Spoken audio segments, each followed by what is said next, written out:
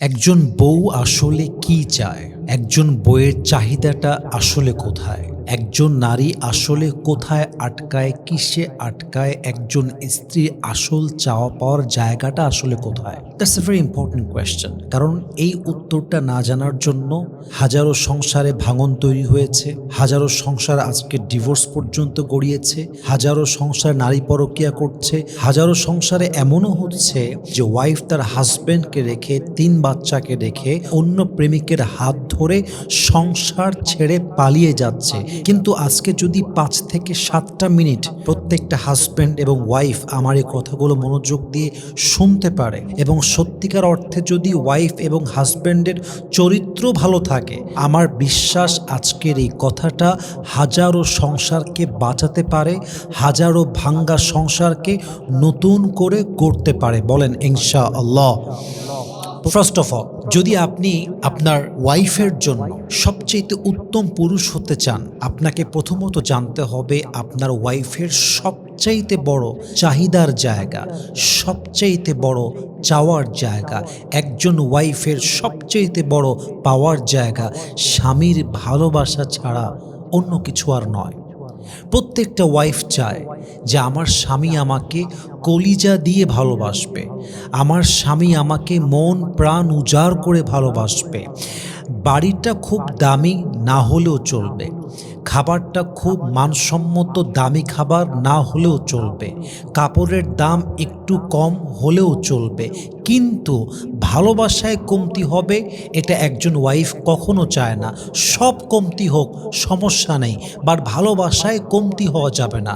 একজন দিনদার, নেককার, আদর্শবান স্ত্রীর সবচেয়ে বড় চাওয়া পাওয়ার জায়গাটাই হচ্ছে এরকম, সারাদিন আমার স্বামী আমাকে সময় কম দিয়েছে, সমস্যা নাই, সারাদিন ব্যস্ত ছিল, সমস্যা নাই, আমার জন্য কোনো গিফট আনতে পারে নাই, সমস্যা নাই, বাট আমার স্বামী যদি আমাকে ভালোবাসে, দিন শেষে আমাকে বুকে জড়িয়ে নেয়, আমাকে সরি বলে আর বলে জান ব্যস্ত ছিলাম, আই এম সো সরি, এটা আর হবে না, আমি তোমাকে সত্যিই অনেক ভালোবাসি।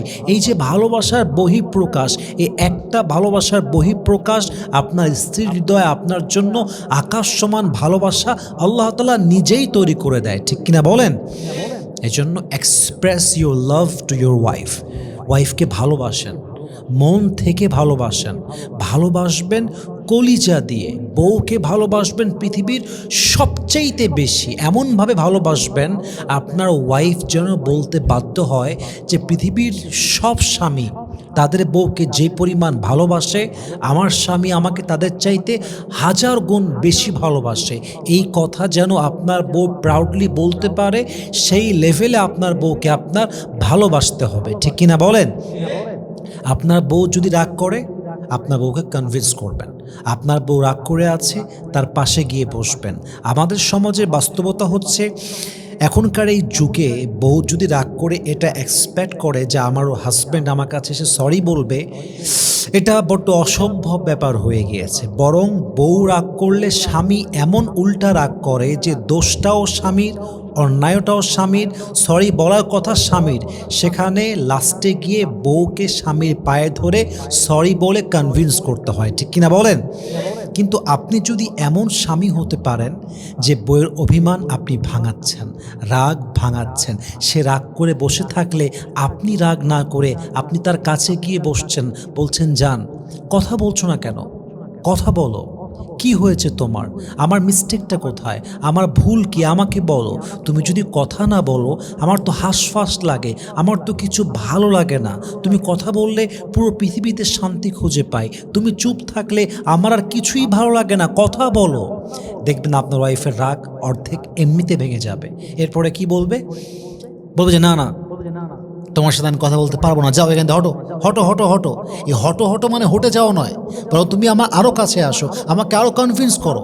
আপনার বউ যখন বলবে যে না আমি কথা বলতেই চাই না, কথা বলতেই পারবো না, আপনার বউকে একটা লাইন বলবেন যে জান कैसे बात ना करूं मैं तुमसे जबकि हर बात में सिर्फ तुम ही आते हो, कैसे रोकूं मैं अपने दिल को तुम्हारी याद से जबकि मेरा दिल ही सिर्फ तुम हो, मेरे लिए पाना भी तुम, मेरे लिए खोना भी तुम, मेरे लिए सुबह भी तुम, मेरे लिए शाम भी तुम, मेरे लिए हंसना भी तुम, मेरे लिए रोना भी तुम ही मेरी जान हो, मेरे दिल में बसे ख्वाब हो, यादों में तुम, नींदों में तुम, सांसों में तुम, धड़कनों में तुम, जाऊं कहीं देखूं कहीं, तुम हो वहाँ तुम हो वही, कैसे बताऊं मैं तुम्हें, तुम बिन तो मैं कुछ भी नहीं। আরে জান, কথা না বলে যাবো কোথায়? তুমি তো আমার সব, তুমি তো আমার ভালোবাসা, তুমি তো আমার মায়া, তুমি তো আমার যত্নের জায়গা, তুমি থাকলে সব আছে, তুমি নাই তো কিছুই নেই। অতএব রাগ টাগ বাদ দাও, ঝাড়ি দিতে চাইলে ঝাড়ি দাও, মারো কাটো ধরো গালি দাও, বাট তুমি কথা না বললে আমি এই জায়গা ছাড়তে রাজি না। ঠিক কিনা বলেন? এমনি কনভিন্স করেন, লাভটাকে প্রকাশ করেন, ভালোবাসা মায়াটাকে প্রকাশ করেন। এটা প্রকাশ করতে হয়। যখন আপনি কাউকে ভালোবাসবেন, যদি আপনি ভালোবাসার কথা প্রকাশ করেন, তাকে বলেন যে আমি আপনাকে ভালোবাসি, সত্যি আপনার জন্য আমার মনে মায়া আছে, আপনাকে আমি অনেক ভালোবাসি। এই ভালোবাসার কথা বলাটা, প্রকাশ করাটা, এটাই হচ্ছে নবীজির একটা বড় সুন্নত। সুবহানাল্লাহ পড়বেন না আপনার সবাই?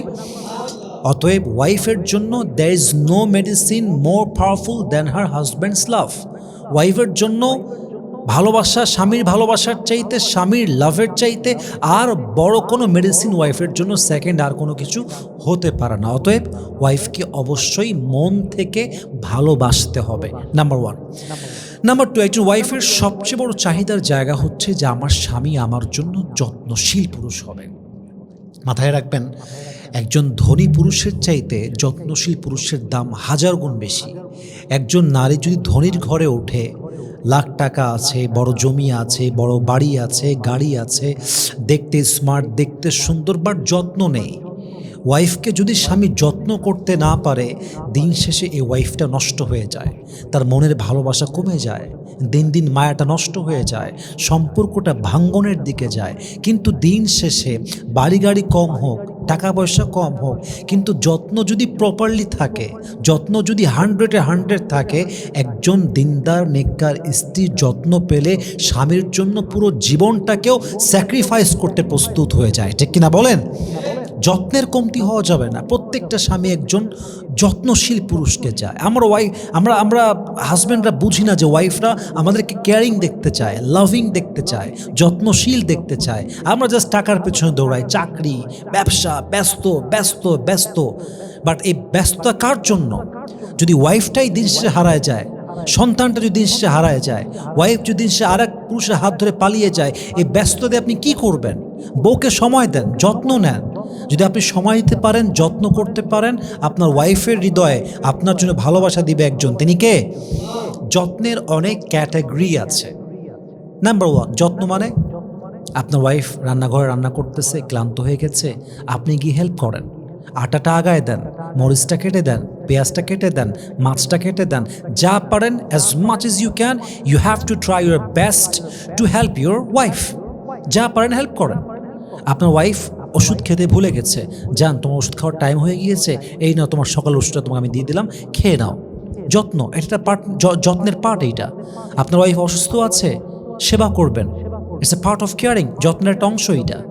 আপনার ওয়াইফ কাজ করতে করতে ক্লান্ত হয়ে গিয়েছে, তাকে জড়ায় ধরেন, যান তুমি ক্লান্ত হয়ে গিয়েছো, বসো, একটু শও, আরাম করো, আমি সব দেখছি। এটা যত্ন, এটাই যত্নের অংশ, এটাই যত্ন, এটাই ভালোবাসা।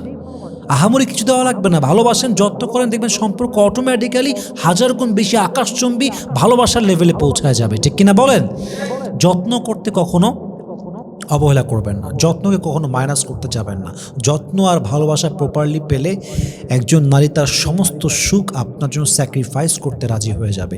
আরে সেই মেয়ে তো তার বাপের বাড়ি ছাড়ছে আপনার জন্য, তার শখের জীবন ছাড়ছে আপনার জন্য, তার সমস্ত শখ ছেড়েছে আপনার জন্য, সব ছেড়ে আসছে আপনার জন্য। এই মানুষটা যদি আপনার কাছে অবহেলা পায়, সে যাবে কোথায়? সে যদি আপনার কাছে ভালোবাসা না পায়, সে যাবে কোথায়? সে তার বাবার রাজকন্যা, তার বাবা তাকে অনেক ভালোবেসে মানুষ করেছে, যত্ন করে মানুষ করেছে, সব ছেড়ে সে আপনার কাছে এসেছে টাকা পাওয়ার জন্য নয়, গাড়ি পাওয়ার জন্য নয়। তার চাওয়া পাওয়া একটাই, যে আমার স্বামী আমাকে ভালোবাসবে, সময় দিবে, যত্ন করে মায়া করে আমাকে আজীবন আগলায় রাখবে। ঠিক কিনা বলেন? Be caring for your wife. ওয়াইফের জন্য যত্নশীল হয়ে যান, এটা ওয়াইফের সবচেয়ে বড় চাওয়া পাওয়ার জায়গা। 3 নাম্বার, একজন ওয়াইফ সবসময় চায় যে আমার হাজব্যান্ড আমাকে ছোট্ট ছোট্ট গিফট দিবে। গিফট খুব দামি হওয়া লাগবে তা নয়, কম টাকার গিফট হতে পারে, বাট সেটা যদি ভালোবাসা থেকে হয়, দেখবেন এটার দাম কিন্তু কোটি টাকার চাইতে বেশি। আপনার ওয়াইফকে ভালোবেসে আপনি একটা গোলাপ ফুল দিবেন, এটার দাম অনেক বেশি। ভালোবেসে একটা চকলেট দিবেন, তার দাম অনেক বেশি। একটা ডায়েরি দিবেন, এর দাম অনেক বেশি। তার পছন্দের খাবার নিয়ে আসবেন, তার দাম অনেক বেশি। কারণ এখানে টাকাটা ম্যাটার না, দামটা ম্যাটার না। দামটার ম্যাটার হলে তো ভালোবাসা থাকলো না। এখানে ম্যাটারটা হচ্ছে আপনি ভালোবেসে দিচ্ছেন, আপনি তার চাওয়াটাকে মূল্যায়ন করছেন, তাকে আপনি হ্যাপি রাখতে চাচ্ছেন। আপনার এই এফোর্টটা আপনার ওয়াইফের মন জয় করে ফেলে, এবং এই হাদিয়ার মাধ্যমে, উপহারের মাধ্যমে আপনার ওয়াইফের হৃদয়ে আপনার জন্য ভালোবাসা দিয়ে দিবে একজন। তিনি কে? 4 নাম্বার, আপনার ওয়াইফ সব সময় চায় যে আমার হাজব্যান্ড আমার প্রতি লয়াল থাকবে। একজন ওয়াইফের সবচেয়ে বড় চাওয়ার জায়গা হচ্ছে আমার হাজব্যান্ড শুধু আমাকেই চাইবে, অন্য কাউকে চাইবে না। আমাকেই দেখবে, অন্য কাউকে দেখবে না। আমার সাথেই কথা বলবে, অন্য কারোর দিকে চোখ তুলে তাকাবে না। এই যুগে সবচেয়ে উত্তম স্বামী হচ্ছে সেই স্বামী যার কাছে হাজারো অপশন থাকা সত্ত্বেও সে জাস্ট তার স্ত্রীকেই ভালোবাসে। হাজার জায়গায় লাইন দেওয়ার পরেও, হাজার জায়গায় মানুষ তার কাছে লাইন দেওয়ার পরেও সে যদি তার ওয়াইফকে বলে, যান আমাকে অনেকে লাইন মারে, অনেকে আমার দিকে তাকায়, অনেকে আমাকে চায়, বাট কারো লাইন আমি পরোয়া করি না, কাউকে আমি চাই না, কাউকে আমি ভালোবাসি না। আমার ভালোবাসা বলতে জাস্ট একটা মানুষই বুঝি, এবং সে মানুষটা জাস্ট তুমি, অন্য কোনো নারী নয়। যুবক ভাইয়েরা, ঠিক কিনা বলেন? এটা বলতে হবে আপনাকে, বললে ভালোবাসাটা বাড়বে। অতএব আপনার ওয়াইফের প্রতি লয়াল হবেন, অনেস্ট হবেন। আর হ্যাঁ, বউ যদি চরিত্রহীন হয়, অর্থাৎ আপনার বউয়ের প্রতি লয়াল হয়ে লাভ নাই, সে নিজেই লয়াল না, তার নিজের ভেতরেই আসলে ইজ্জত নাই, সতীত্ব নাই, সে আপনাকে কখনো লয়ালটি নিয়ে চায় না, এটা আপনি জানেন। সেই ক্ষেত্রে আসলে মিটমাটের দিকে যাওয়া, সলিউশন করা, পরকিয়া না করা। পরকিয়া করাটা কোনো সলিউশন হতে পারে না। অতএব যদি আপনার ওয়াইফ সত্যি ভালো হয়, আজীবন আপনার ওয়াইফের সঙ্গে কাটায় দিবেন। দ্বিতীয় নারীর দিকে চোখ তোলার দরকারটাও আপনার নাই, ঠিক কিনা বলেন? এবং সর্বশেষ যেটা বলবো, 5 নাম্বার, এটা বলে শেষ করতে চাই। প্রত্যেকটা ওয়াইফ চায় যে আমার স্বামী আমাকে মাসিক একটা হাত খরচের টাকা দিক। হতে পারে খুব বেশি না, সিম্পল একটা খরচ, বাট আমাকে দিক। অনেক স্বামী আমরা বলি, এই তোর হাত খরচ টাকা দিব কিসের জন্য? তোর তো ভাত কাপড় আমি দেই, কারেন্ট বিল আমি দেই, বাড়ির বিল আমি দেই, বাজার করে দেই, কাপড় চোপড় দেই, তোর আবার হাত খরচ টাকা লাগবে কিসের জন্য? That's not right. কারণ হলো, দেখেন, আপনার যেমন বিভিন্ন প্রয়োজন থাকতে পারে, আপনার ওয়াইফের কিন্তু বিভিন্ন প্রয়োজন থাকতে পারে। সব প্রয়োজনের জন্য ওয়াইফের হাত পাতার মতো ইচ্ছা কোনো ওয়াইফের নেই। সব প্রয়োজনে হাত পাততে হবে, এটা কোনো সম্মানের ব্যাপার হইতে পারে না। যদি আপনি একটা কস্ট দিয়ে রাখেন, মাসিক কস্ট, মান্থলি কস্ট, একটা মাসিক খরচ দেন, যখন তার প্রয়োজন হবে সে সেই মাফিক খরচ করবে, সেই মাফিক সে এটাকে ব্যয় করবে। কিন্তু যদি তার প্রত্যেকটা ছোট্ট ছোট্ট প্রয়োজনে আপনার কাছে হাত পাততে হয়, এটা তার ব্যক্তিত্বে আসলে পোষায় না, সেটাকে খুব বেশি এটা পছন্দ করে না। অতএব আপনার সামর্থ্য যা আছে, মাসিক হোক, সাপ্তাহিক হোক, প্রত্যেক দিনের হোক, সামান্য কিছু খরচ হলেও তাকে দিবেন। এবং মাথায় রাখবেন, এটাও একটা ইনভেস্ট। কেমন এটা ইনভেস্ট? কারণ আপনি যে টাকাটা আজকে আপনার ওয়াইফকে দিচ্ছেন, যদি আপনার ওয়াইফের প্রয়োজন না থাকে, সে কিন্তু আপনার জন্যই টাকাটা জমিয়ে রাখবে। যেদিন আপনি বিপদে পড়বেন, আপনার টাকার দরকার হবে, দেখবেন আপনার ওয়াইফ আপনার দেওয়া টাকা জমিয়ে রেখে বিপদের সময় শক্ত করে আপনার হাত ধরে বলতে যান, টেনশন নাই, তোমার যা দিয়েছিলা ওইটা আমার কাছেই আছে, এই নাও, তোমাকে তোমার টাকা আমি ফেরত দিলাম, তোমার কাজেই লাগবে। এটাই তো একজন দিনদার আদর্শবান স্ত্রীর গুণ। যুবক ভাইয়েরা, ঠিক কিনা বলেন? অতএব ওয়াইফকে ভালোবাসবেন, তাকে যত্ন করবেন, তাকে উপহার দিবেন, তাকে সময় দিবেন, তাকে ঘুরতে নিয়ে যাবেন, তাকে হাদিয়া দিবেন, তাকে হাত খরচের টাকা দিবেন, তার চাওয়া পাওয়া বলার আগেই তাকে দিয়ে দিবেন, তার কাজে হেল্প করবেন, প্রত্যেকটা সময় তার প্রতি অনেস্ট, লয়াল থাকবেন, যত্নশীল হবেন। আপনার পুরো জীবনটাকে আল্লাহ তাআলা জান্নাতের মধ্যে একটা সুখ দিয়ে ভরপুর করে দেবে। সুবহানাল্লাহ পড়বেন না আপনার সবাই?